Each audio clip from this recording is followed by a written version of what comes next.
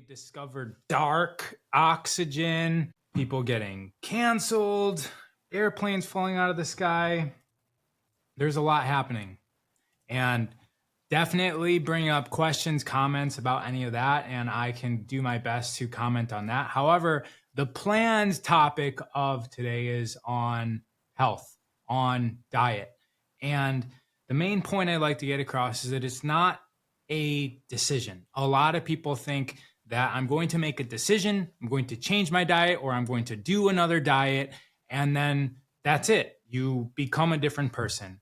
And it's just that one decision. And it's not necessarily a point, a decision. It's not an achievement. It's not a finish line. Something like diet is part of your lifestyle. It's going to be something that you have a relationship with. And that relationship is going to be defined by things like values and intention. And that's why I say that it's not so much a choice or a decision. It's more of a relationship. And so just to share how my relationship with diet has been, I'm 41 right now, and it's still happening. It's a happening. And I would say I first started paying attention to diet when I was 17 years old. And 17 years old? Yeah. When I was about 17 years old, I started working because I was in high school. I was working at an athletic facility, and we had a snack bar. And in the snack bar, we had a soda machine.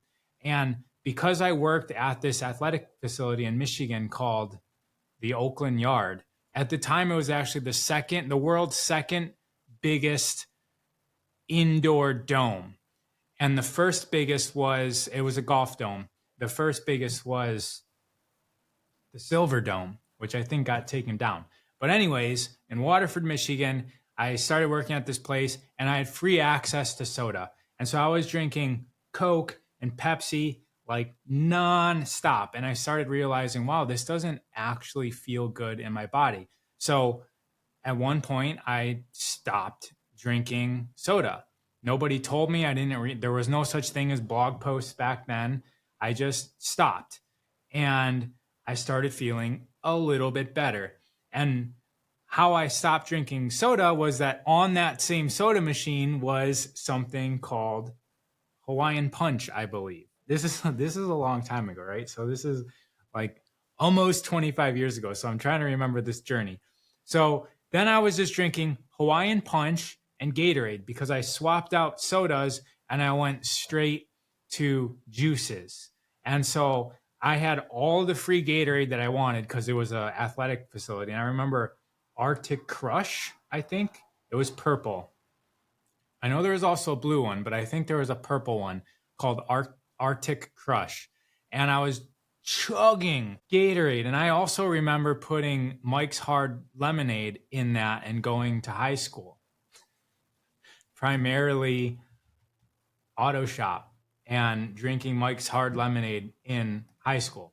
Anyways, the point is that I switched from soda to juice, Hawaiian Punch, lots of Gatorade. And it was a matter of, I would say 2 to 3 months before I was like, okay, this stuff feels like garbage as well. And this is 17 years old. I was playing hockey, so that's about as athletic as I was. I didn't find the gym yet. That happened at 19 years old. And it was just me being an unconscious person, going to public school, hanging out with regular people, going to hockey practice or games every single day. No intelligence at all about my body, no intelligence about health. And just on my own, I stopped drinking soda, and then I overloaded myself on juices. And then I decided no more of this conventional juice like Gatorade and Hawaiian Punch. I think a whole year or so went by. I started working out, and now I was 19 years old. So now I'm 19 years old, and I'm playing hockey every single day. I'm on a very serious, like junior A. It was semi-professional. There was other teams in the league that I was playing in that were getting paid. Like the players were getting paid. My team wasn't getting paid. So semi-professional, but everything was taken care of for us. And I remember I was also working part-time as a machine shop. So I was waking up at 4:30, going to a machine shop from 6 to 2:30, getting off that, driving across town to hockey practice from like 3:30 to 4:35, leaving there around 5, driving back closer to my house for 6 p.m. classes to 9 p.m., 6 to 9 p.m. college classes. And that was essentially what every day was like, Monday through Friday. I tried to do homework on the weekends, but no, I tried to do homework at night. So I was staying up till 2 a.m., waking up at 4:30.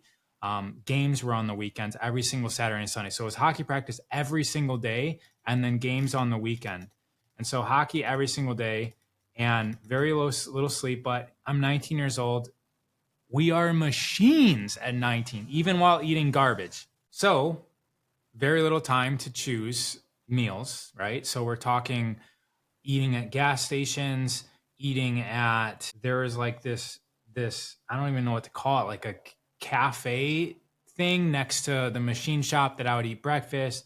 On the way from machine shop to hockey, it was always fast food because I was rushing there. And I remember specifically one day I'm driving to hockey practice and I'm eating a fish sandwich from Burger King, I believe. And I already kind of stopped eating. So I was eating fish because I, for some reason, thought it was healthier than the burgers, which it's all pretty much garbage. And I remember eating a fish sandwich. And this is like, I made a decision. I'm going to eat fish sandwich instead because it's healthier. And I remember eating this. I ordered 2 fish sandwiches, no French fries, no soda, just 2 fish sandwiches. And I remember eating the fish sandwich. And I remember the taste of the mayonnaise in my mouth mixed with the fish and everything. And I took 1 or 2 bites out of it. And then I just chucked it out my truck window and threw the other one out my car window as well. And then that was the choice. I'm not eating fast food anymore. And these were the revelations that I was just having on my own, that this doesn't taste good. I'd rather not eat it than eat it. And that was my decision at the time for fast food. Even though I said earlier, a diet's not a decision, it's a relationship. You make small choices and decisions along the way, but you will constantly change them. This is something that we all get to be interested in. And so I chuck that out the window. I don't eat fast food except for a few things. So I keep Taco Bell because for some reason Taco Bell tasted better. It tasted healthier for me. And things like Subway and like the Mexican type fast food places, but the Burger King, McDonald's type fast food, gone. And then I start working out. Okay, so 19 years old, quit fast food. Then I start working out. Then I start looking into bodybuilding magazines. This is when we still did magazines. Bodybuilding magazines, workout splits.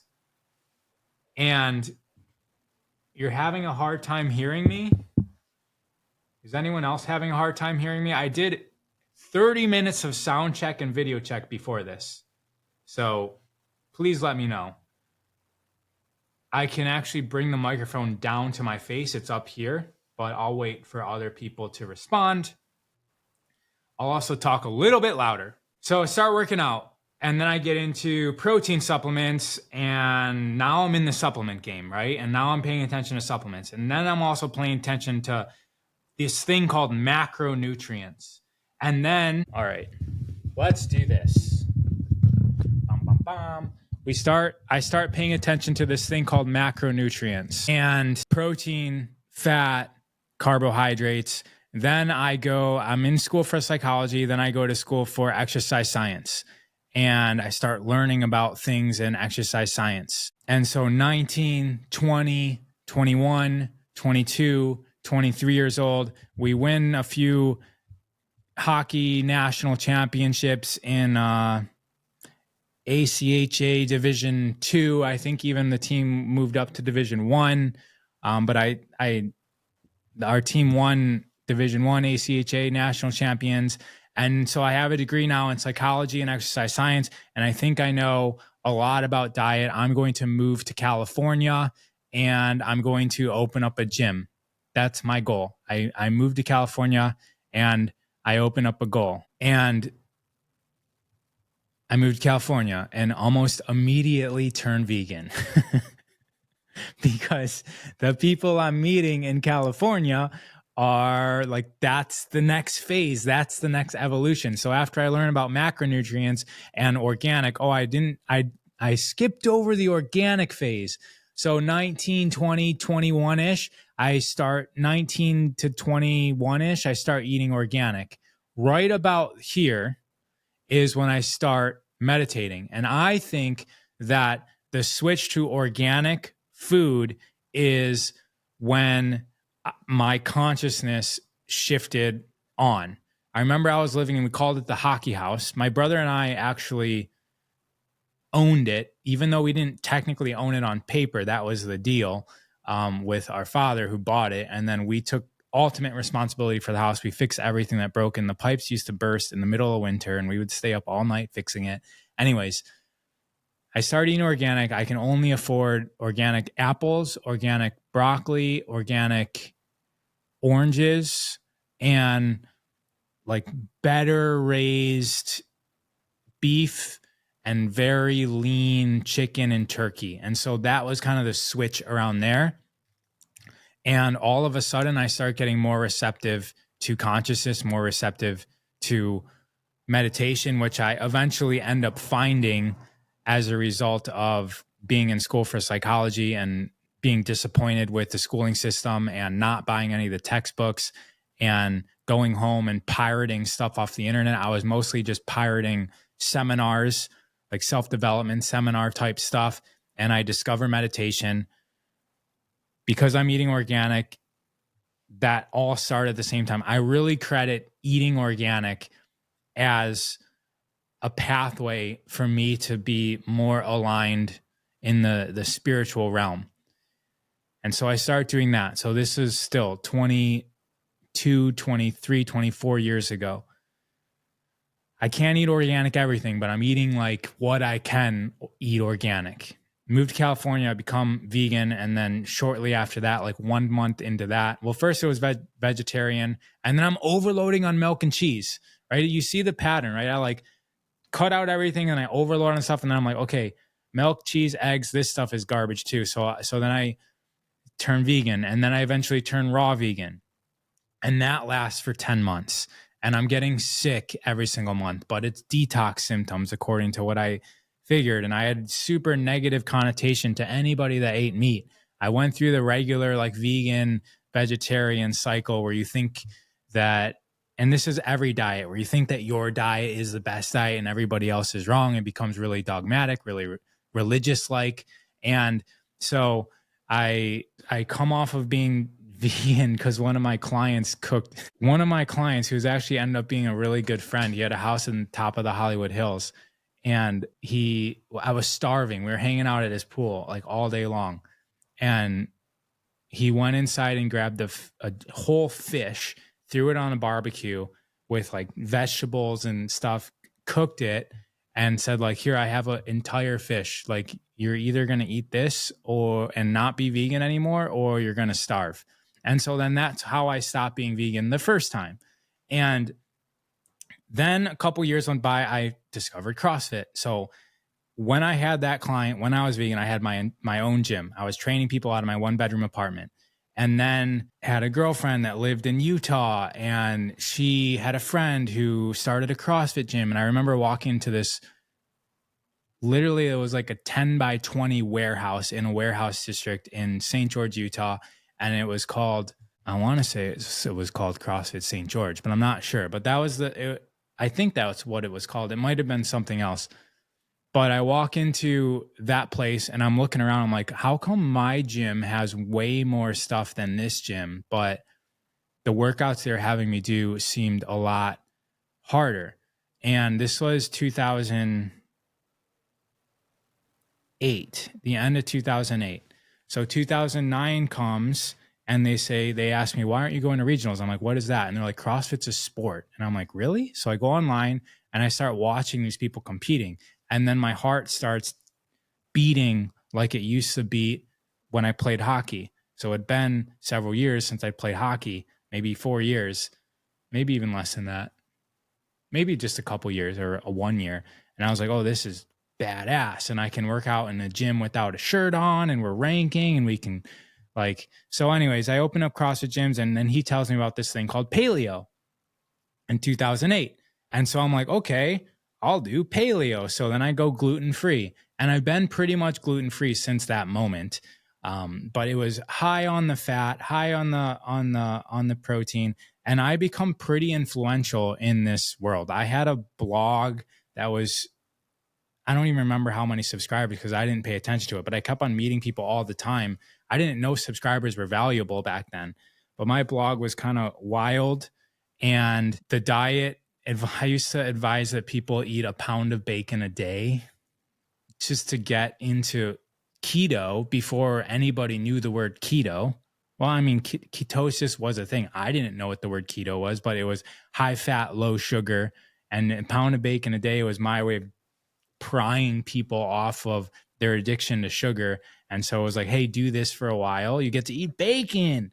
And people would come over and they would have a bunch of changes. They would lose a bunch of fat. And eventually, no candy, no sweetener. I started competing in CrossFit, no cheating at all. I was completely disciplined to, like, if I wanted to cheat, I would go get some blueberries at the store, organic blueberries, like the most expensive fruit at the time that I could find, so I wouldn't eat a lot of it. And I'm saying all of this because just to lay out the foundation and my story, that diet, what we know today, is going to change. I've been vegan 3 times in my life. The first time was 10 months, like I said. Then it was like 2 years, 1 year, 1 or 2 years. We all get to assess things like diet in a way that is moment to moment serving the greatest version of ourself, because things change. Things change in our own values. Things change in our own ideals of self. Things even change that we have no control of, like the sun's frequency shifting, or a solar flare, or the Schumann resonance of the earth going nuts like it is right now, or we getting into something like fascial maneuvers with human garage, or our ability to, and this has to do with you, our ability to absorb more nutrition from the earth, from the light, from the air.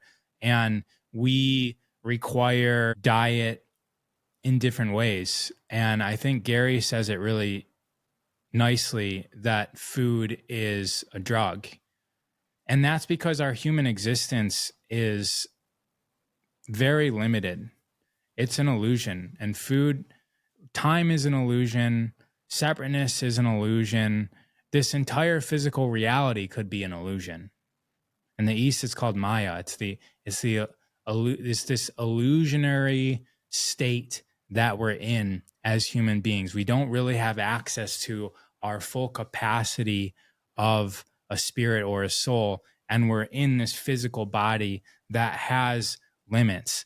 And this physical body, we're sort of wrestling with on how much we give into the physical body's needs and desires, and how much we tap into this other part of us that may be calling something different.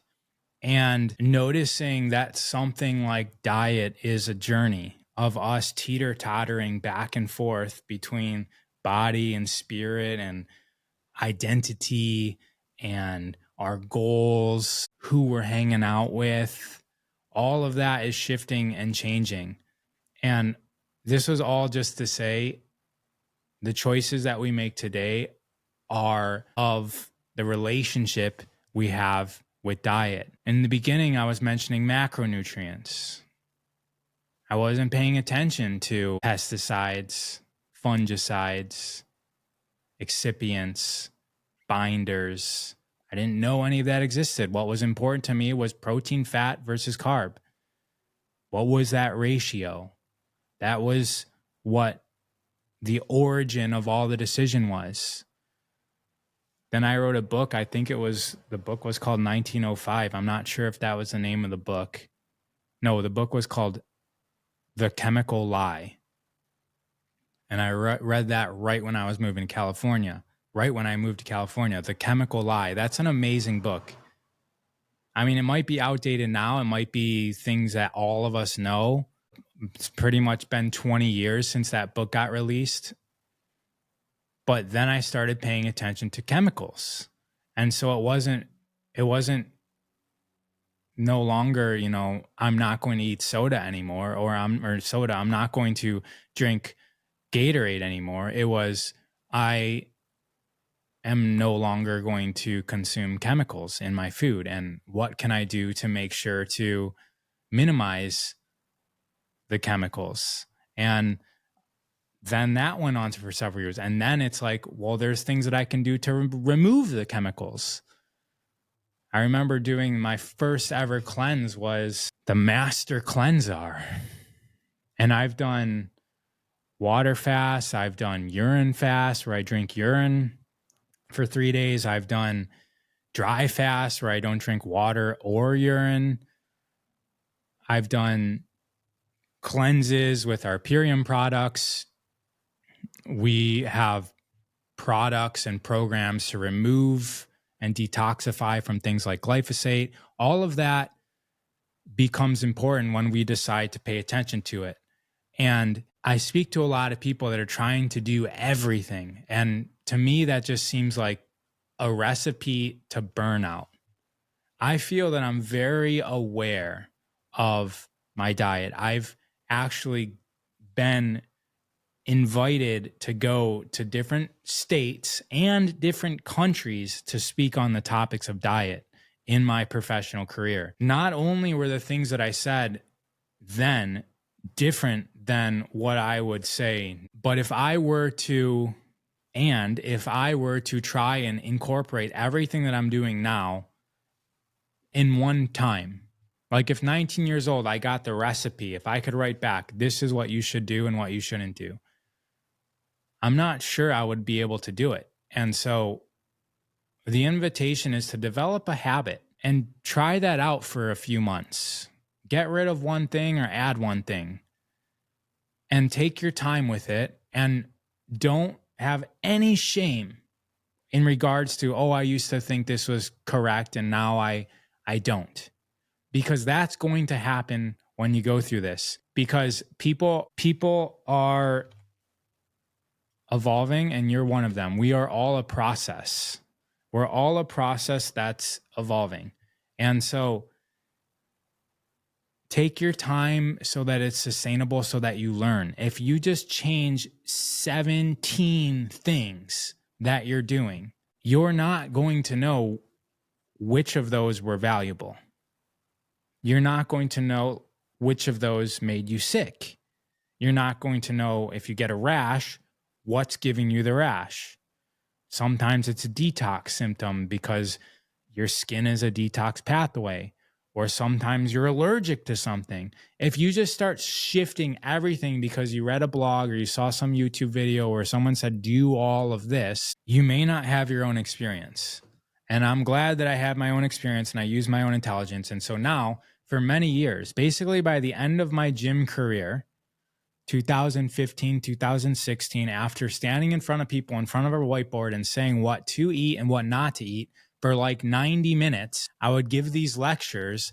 I started realizing I need to be saying less and people need to be invested more in their own decisions, because hearing me say something is not granting them the ability to make their own choices.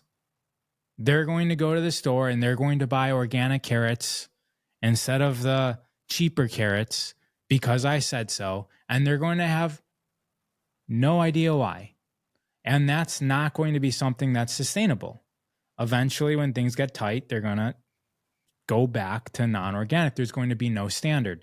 Another interesting thing about me, which I love when I look back at my life and I look at the decisions I make, even the ones that ran myself into a brick wall. it's still funny to me. It's like a big movie. That's hilarious when I look back at it. But the reason why I make money is to afford food. That probably needs to be changed. This is an example of always going back and checking your intentions. Because if the reason why I'm making money is to afford food, that's not that much money. I mean, it's way more money than I made when I was 19 when I started eating organic. And I was like, you know what? I remember going into a Whole Foods and I was shopping at Trader Joe's. And I remember going into a Whole Foods, Trader Joe's and Myers is what it's called in Michigan, like the regular Kroger and Myers. I think it was Kroger, just like the regular everyday grocery stores. And I remember going into Whole Foods. I don't think I knew what Trader Joe's was back then, but I remember going into Whole Foods and seeing a rotisserie chicken that was like double or triple what it cost at Myers. And I remember thinking, man, do you guys remember the first time you do things? Like the first time I went into Whole Foods, and then I probably went into Whole Foods, which I don't go into anymore because Whole Foods is not up to the quality standard. If I go into Whole Foods, I can pretty much just buy a bottle of water now. And sometimes I do go into them. I once a year-ish if I'm out of town or something. But I remember the first time I went in, and then I probably went in thousands of times in the years, especially when I owned the gyms. And then it switched to Air One, and that was thousands of times. But anyways, I remember going into Whole Foods and I remember looking at a rotisserie chicken, which is what I was buying and eating every day because I was very skinny and I wanted muscle. And I remember looking at it and it was like 2 or 3 times the price of what I was normally paying. And as somebody who was making $13 an hour, I couldn't afford it. Like you're just at a point where you're like, I can't afford that. And I remember thinking, and at the time I was really connected to myself. So it wasn't out of need or lack. It was more of a realization that more money is going to need to be necessary if I would be able to choose food based on quality, not based on price. And I remember that was my dream. And apparently it still is. And it's a tie to money, which is funny to me because I always preach about reassessing the intentions that you made once upon a time, because they could be limits on your current capacities. And so I just accidentally unhooked a reason why I make money, because that's very limiting. It's a ceiling that doesn't serve me anymore. At the time, it was a ceiling that I would strive to, but it also has an upper ceiling. So my first priority of making money was making enough money so I didn't have to think about price. And boy, did that work, because when I was competing in CrossFit, my food bill was like 5 G's a month just for an individual meal. I was consuming colostrum that was like the best harvested colostrum. That was $300 a pound for some powdered colostrum. That guy now sells it for about $3,000 a pound. This is like supplying professional athletes that everybody knows, A-list actors that everybody knows, billionaires.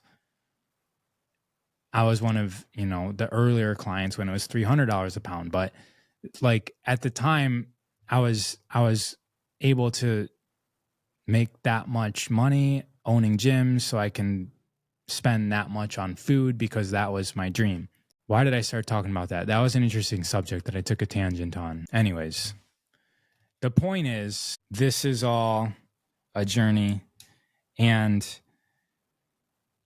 I'm getting it back now. There's so much happening in our food supply, and it's my belief that the more that we can really rest into ourself and ask the questions in every moment of what is going to serve the greatest, highest version of myself, as opposed to questions like, I need to eat this because I bought it, or what can I eat that I can afford? you're going to find that less is usually more. And we normally go into better quality, which is more expensive, eating more, which is more expensive. And we can do both. We can fast and we can eat well, or we can eat well, but we can reduce the amount of hours we're eating in a day, or we can eat like we would like to all day long, but now we're not going to eat after 6 p.m. There's going to be so many different facets and aspects of diet that you're going to fall into, and just let it be. Let it be a relationship that goes alongside you in life. And that's how it's going to serve you. Because if you let it control you, it becomes a dogma. And now you're wearing it on your t-shirt and you're telling the world where you're at and what stage of this dogma that you're in. And now you're participating in like a me versus you mentality. And you don't get to view yourself as a process. When we start arriving at a finish line, at a choice, at a decision that we've made, then everyone else is wrong, including tomorrow. If we would like to change our mind, we can't, because we've already enveloped and developed this identity. And diet is a drug. It'll do that to you. You will get attached to it. Diet is consciousness. Those consciousness will go into you. You're essentially giving what you're eating a human experience. You're eating it, and now it has your eyeballs, your mouth, your legs to experience humanness as you.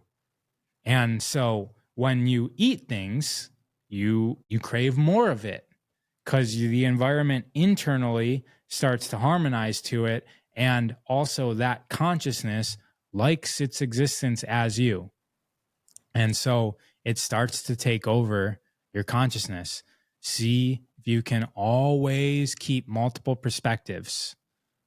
I'm always talking about keeping multiple perspectives. Don't only look out of one window.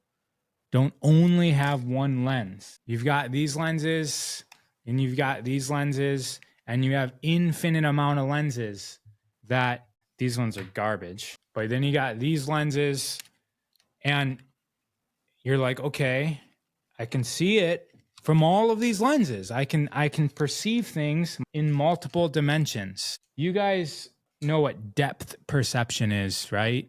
It's your ability to perceive depth, and that's a dimension. That's a dimension. The reason why we can do that is because our eyeballs are facing forward. If we close one eye, it's hard for us to perceive depth perception. It's the angle of the two eyes provide two different perspectives that we can use the third point, which is the processor of our brain, to triangulate and be aware of things that are in front of other things. That's how the eyes work. There's also components of depth perception where we're using the particulates in the air, and we can tell that that mountain right there is very far away because it's faded, and the air that has chemtrails sprayed in it is getting in the way, and I can see that it's far away. But without that, it would need this. That's why dogs, you guys have heard that dogs, deer especially, it's not really dogs, it's the prey animals. It's the animals that get eaten by the carnivores, have their eyes really far off to the side. They don't have very good depth perception, and they're also on the ground, so they're looking sideways a lot. They've got a perception of, basically it's like a two-dimensional perspective. And when we come onto two legs and the eyeballs move in front, then we gain that additional dimension. And I'm saying that because you don't lose your two-dimensional perspective when you gain a three-dimensional perspective. You just are able to process at a higher rate. And when you're able to process at a higher rate, you hold both dimensions or all dimensions equally. You hold them all in a way that you're aware of them all. And so do the same thing with everything in your life, with your diet and with anything. You guys have any questions about diet? Love this, is what someone said as I'm scrolling through all these comments. The eyes in front of the heads going from 4-legged to 2-legged, this is a progression that happens on planets that's natural. And for us, it was the mammalian evolutionary story. And I think that the classical viewpoint of evolution, that it's been millions of years for this to happen, I personally think that it happens faster isn't really the right term here, because time is subjective, but I'll use the word faster. I think it happens faster. I think that time is different than we all imagine, and that the aspects of time that we've explained with our rudimentary science have been elongated because we don't have the technology or the knowledge to be able to fathom or imagine or test how things could happen so quickly. And so we come up with these concepts like a mountain takes millions of years and it grows from plate tectonics to grow up, and fossils are millions of years old, and oil is, from a time when there was no animals, no fungus, and the story with oil is amazing. And I'm not saying this stuff didn't happen. Like, that's the thing with reality, is it can all be happening, contradicting itself. Literally last night, I just was on Instagram and I saw that they discovered something called dark oxygen. Actually, I pulled up the study. Do I still have it on my screen? I don't, because I X'd everything out. Oh, here it is. Evidence of dark oxygen production at the abyssal seafloor. Evidence of dark oxygen production at the abyssal seafloor. Sweetsman is the first author, and this is in the Journal of Nature Geoscience. And they're basically discovering, where they're flipping over the paradigm, that oxygen is being created in a different manner than we knew to happen. And it's only a matter of time before we discover the same thing with water, because the way that they're saying that the oxygen is created is it's these rocks that are being pressurized and creating like an electronic effect, which is separating the hydrogen and the oxygen in the H2O at deep, deep ocean floors, which is creating an abundance of oxygen. And science loves to disprove ancient cultures that have gotten their technology, their wisdom from advanced civilizations and or extraterrestrials, depending on the place on Earth, depending on where you're looking. But usually there's a flood in a lot of these ancient cultures, and after the flood, everything gets wiped out, and that wasn't that long ago. Everything gets wiped out, and then there's a figure like Viracocha or Quetzalcoatl, which are the same person. These names, Quetzalcoatl, Viracocha, I'm going on a major tangent right now. These names mean plumed serpent. Plumed means feathered serpent. Okay, feathered serpent. What does that look like? A dragon? You go over to the east, the Orient. I don't know if that's politically correct. You've got dragons everywhere. There's even something that America, that name means land of the plumed serpent, of the feathered serpent, which leads me into a whole other discussion about who Amerigo Vespucci was. Was he named that because he was going to discover America, or was America named after Amerigo, as we're taught? Maybe he was being called the land that he was to discover, and that was created simultaneously. Doesn't even need to be a cause and effect. So we've got all of this science that is slowly starting to overturn itself and very superficially proving what ancient cultures and wisdom has been saying this whole time, and everyone's still looking at science very dogmatically. And we can look at science and we can look at what we learned in school and we can hold that perspective. And again, the invitation is to hold that lens and at the same time see it from a different perspective, see it from many different perspectives. We're so conditioned to find out what is right and what is wrong because of how we're taught in school. And if we can realize that, remember, I studied psychology. Our conditioning is it has way more control of our life experience than we could ever imagine.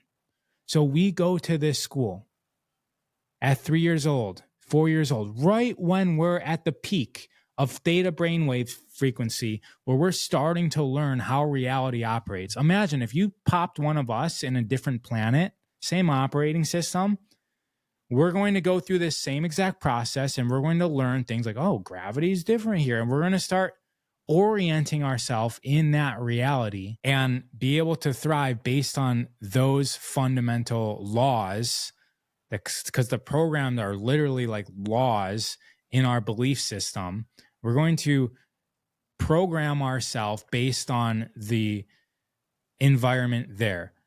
On Earth, we go to a school at 3 or 4 years old and we're being told to listen to the authority figure. We're being told to ask for permission to go to the bathroom. We're being told you get a 15 to 30-minute break once or twice a day. We're being told show up on time or else you're this word called tardy. We're also being told we're going to test you. We're going to ask you the questions and you're going to tell us these things called answers, and we're going to tell you if you got it right or wrong. And that's our schooling system. That's how we're programmed. Yes, we're all programmed this way. So when we look at things, what are we doing? Is this right or is this wrong? Is this right or is this wrong? Is this A, B, C, D, or all of the above? Is this right or is this wrong? Is this right or is this wrong? So we get presented an experience, or we get presented a philosophy, or we get presented a conversation, and we're just, is this right or is this wrong? Is this right or is this wrong? Is this right or is this wrong? We're literally just going through the program constantly, every single day, constantly. Is this right or is this wrong?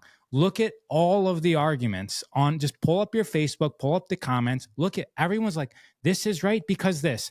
That is wrong because this. This is right because this. This is wrong because this. I know this is wrong because this is right. I know this is right because that's our pattern of language. Because the entire civilization it's been written, it's been programmed into us, which is amazing to see when you actually zoom back and then you're like, wow, humanity has really been taken over and we've got this dualistic look on everything.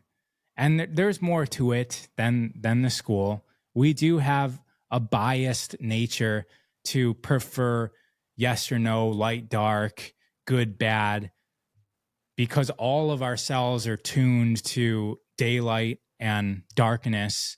And so we have associations with daytime. We have other associations with darkness.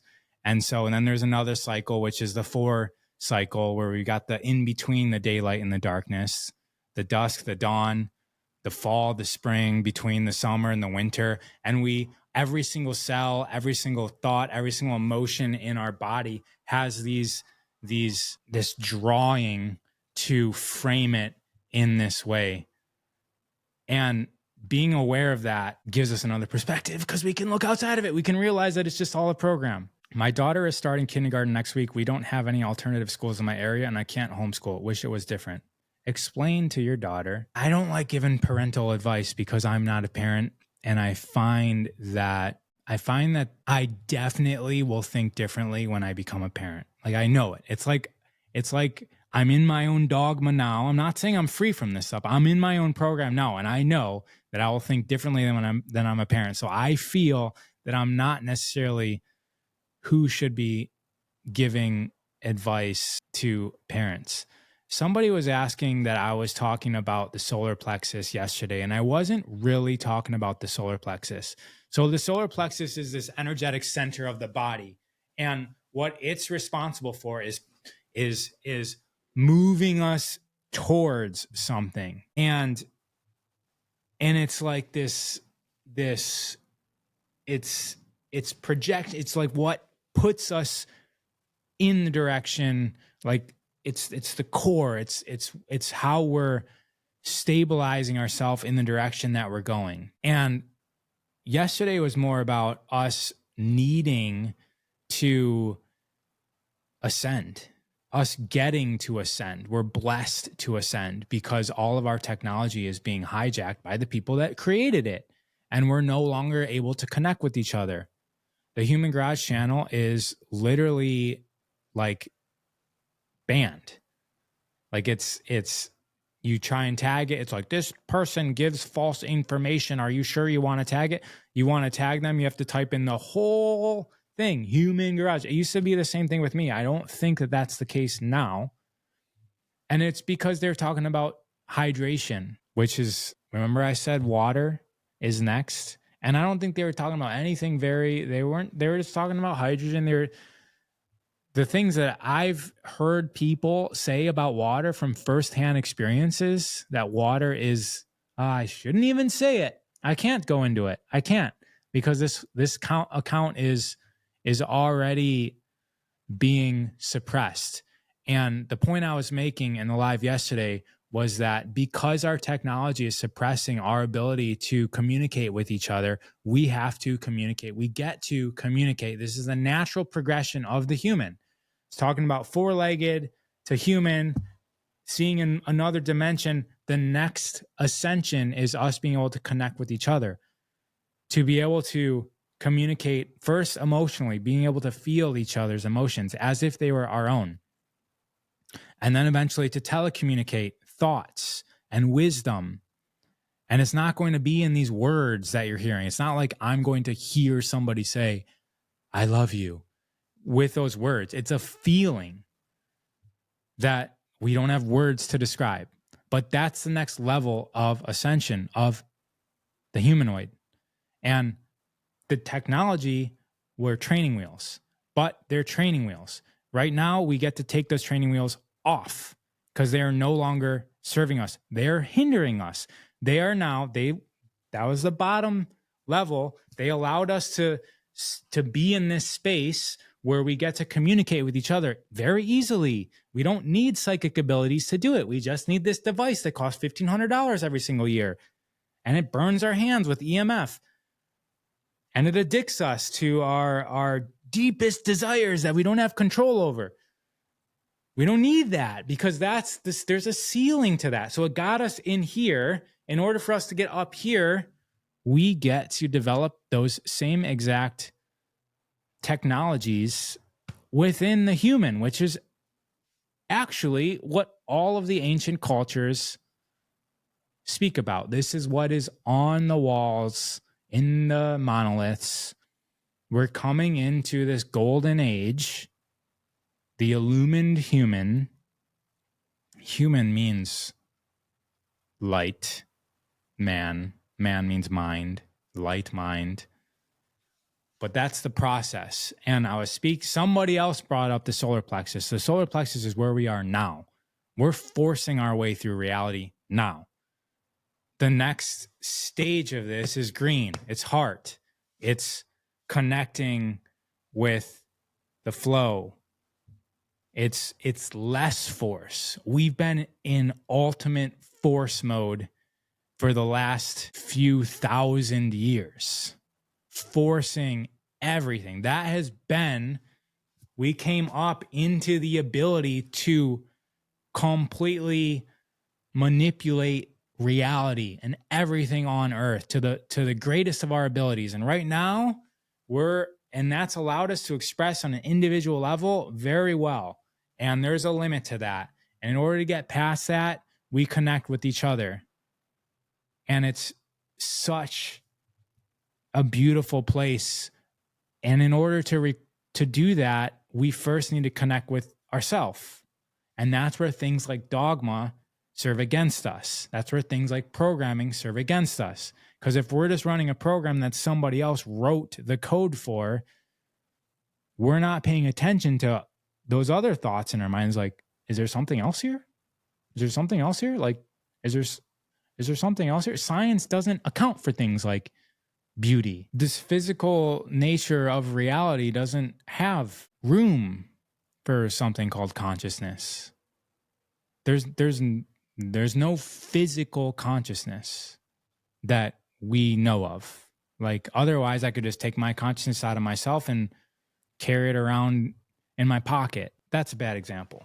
That would take another 10 minutes to set up that conversation properly, but I did it yesterday in the live. I was trying to do it in 30 seconds just to give everybody a rundown of it. But the point is that we first connect with ourselves, and then we get to connect with others.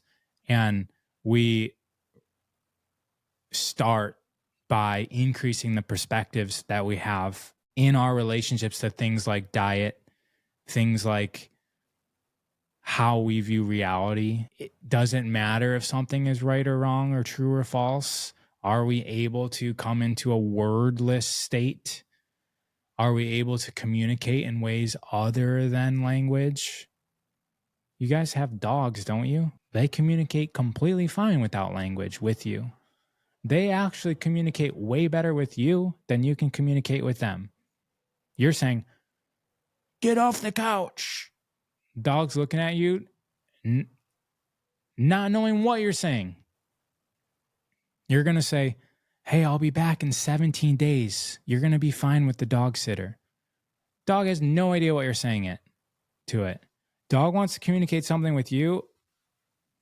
It's pretty easy for you to understand what it wants. Wants to go outside, wants a treat, wants a walk. It's angry that you're leaving, but he has no idea that you're going to be gone for 17 days. He has no idea if it's going to be 17 days or 17 minutes. You come back, it's happy that you're not dead. You're back with the pack. You're back with the tribe. Can you communicate with the plant that way? Are you just watering your plants? I'm just completely tangenting out here, guys. Are you just watering your plants? This is just a free stream of consciousness. Are you just watering your plants, like throwing water on it? Or are you like, again, not with words, are you sending your essence into it with the gratefulness that it's sharing its life journey with you in this pot that you've taken away from its true nature, which is the earth, and you're grateful that it's here providing oxygen, providing beauty, providing life force into your bedroom, your living room, your backyard, with you, living in this very moment at the same time. Two beings, two earthlings here, just chilling. All right, y'all. That's probably brought up more questions than answers. And I'll see you next time. Oh, I will be in Vancouver Saturday. Human Garage is doing an amazing, huge event Saturday in Vancouver, and then also Saturday in Toronto. So Human Garage, Vancouver is their hometown. And so that's all happening in the next couple of weeks. If you guys have never seen them, people fly from different countries. I know I have a personal friend coming from Mexico to go to Vancouver. So get your butt there if you want to see them live in person. It's an experience like you've never seen before.